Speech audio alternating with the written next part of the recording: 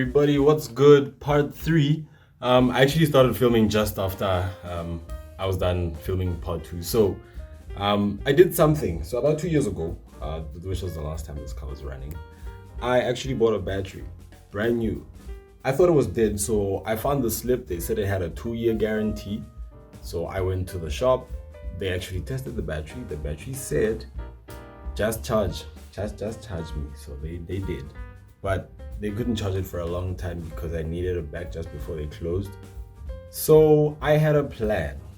I have a UPS. UPSs use 12-volt batteries, but mine uses a small 7 amp hour battery. This one is a 50 amp hour battery. Big, of course, yes, but it's the same technology. They both use lead acid batteries, sealed lead acid batteries. So what I was thinking we should do is try charging the rest of the battery through the UPS. Right, so they tried charging it and the battery printed out these little slips. They showed me what a dead battery prints out. It says something about what would replace, but they started charging it. The first slip printed 66%. You can't even see the state of charge, but that's 0. And then the second slip, just before I came through, I don't know if you can also notice that the voltage also kind of went up a little bit from the first to the second charge cycle. And then health state went up as well. And then that's when it started charging. It's just I arrived just after it had started properly charging, and I needed the battery back because they were gonna close for 2 days, the weekend. So yeah. So I thought we should try doing this ourselves. Let me show you the UPS. All right, here's the UPS. It's small, but it'll do. Yeah, we're gonna tear this thing apart right now and then see if you can hook up the terminals, positive and negative terminals from this to that other battery, and then see if it charges. All right, guys, so let's get right into it. The teardown is actually really simple. There's just 4 screws underneath. So I've had this apart before, so it's just 3. I think there's one missing here. So yeah, let's do this. Oh, gloves. All right, don't mind this. This just kind of gives, the one finger a bit of a feel of something, because gloves can feel very numb. So I'm gonna try to be rather quick, because like I said, I didn't want this video to be long, and it's not gonna be long, I hope. Sometimes I end up explaining stuff, but let's time lapse this one.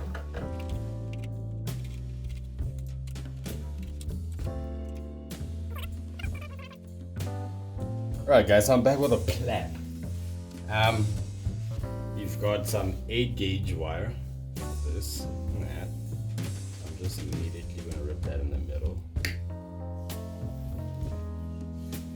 Yeah, the length is pretty good.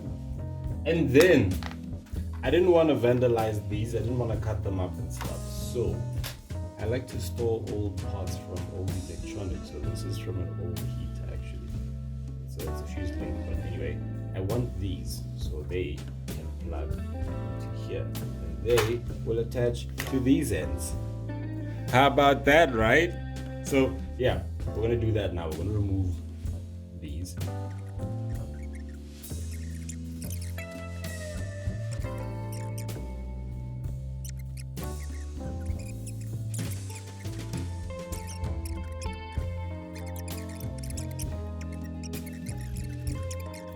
Okay guys, I'm back again with a soldering iron that's hot. It's hot now.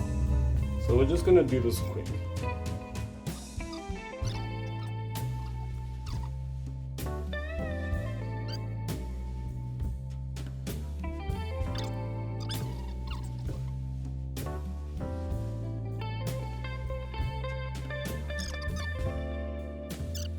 We have our DIY inputs.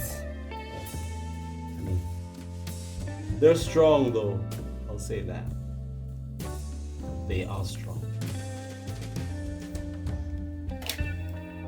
Finally made these. We're gonna install these.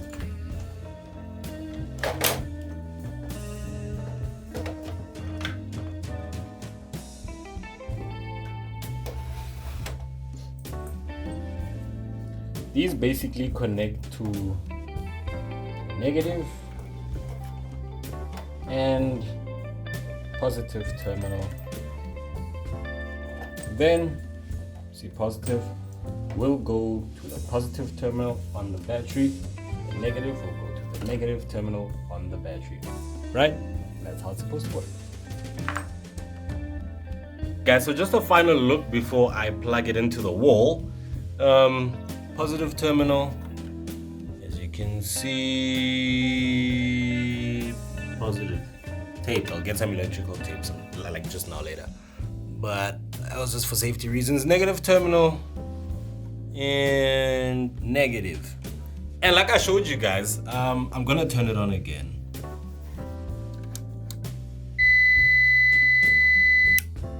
Works. It actually works. So let's plug it in and let me show you guys the software on the PC. Alright guys, so I've got everything hooked up. The little wire that you see here, this is a small little 12 volt fan that I've got powered through. This thing has a 240 volt outlet, two-prong 240 volt outlet at the back. So whenever I just give power to it, hear that? That's the fan inside. So for now, I just want to see how temperatures do, because I heard these things can run really hot having to charge bigger batteries, but there's other people saying no, because this thing is only tuned to charge a 7 amp hour battery. It'll only charge this as if it's a 7 amp hour battery. This is a 50 amp hour, so according to my mathematics, this should take about maybe 48 hours to at least charge to about 80-90%. So I'm gonna turn on the PC now just so I can see the software and see what it reads, what it says, if we can get any idea of battery capacity. I'm gonna try to turn it on now actually. Let's actually do it together. We're on.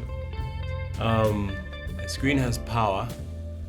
Turn on the PC. PC has power. It's on. It's running.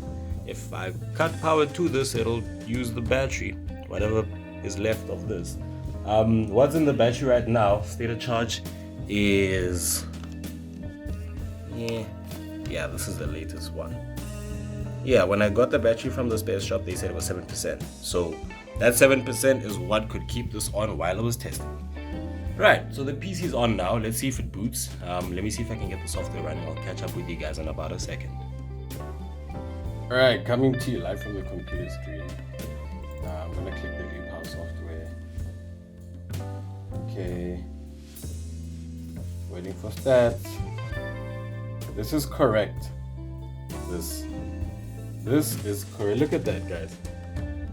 Battery voltage 11.8. Battery capacity. What? Adobe Premiere? What's going on there? Oh, yeah. Battery capacity 10%. And what did the little snip say? 11.75 volts. Charge. Oh no, this wasn't the one. Alright. 11.8 volts. 7% battery. 10% battery. That's just about right, guys. This is accurate. Alright, guys, so we've been very successful in our mission. The battery's charging, the PC is reading the voltage. Well, the software in the UPS is reading the voltage, and it's adjusting as the act necessitates. Yeah, I think I'm gonna end this video here. Guys, we're definitely good. I do not recommend any of what I've done here, by the way. I've just lost disclaimer there. I do not recommend any of this. Please do not try it at home. This was me trying to do a thing, and there were some accuracies involved, and it seems to have worked out. But do not use a lead acid battery as a load shedding solution. They will degrade very fast. So I'm just using this as a battery charger just to get enough voltage to start the car when we have to, when we're finally done putting everything back together. So guys, again, thank you for watching. This wasn't a wrench episode, but hey, I really hope you enjoyed this. I wanted to share this with you guys and go through it on the internet. I mean, let me know what you think. Drop a like, drop a comment. If you enjoyed the video, thank you so much. Share it with whoever, guys. I'm actually trying to get to 1,000 subscribers. Be great if you followed, be great if you subscribed.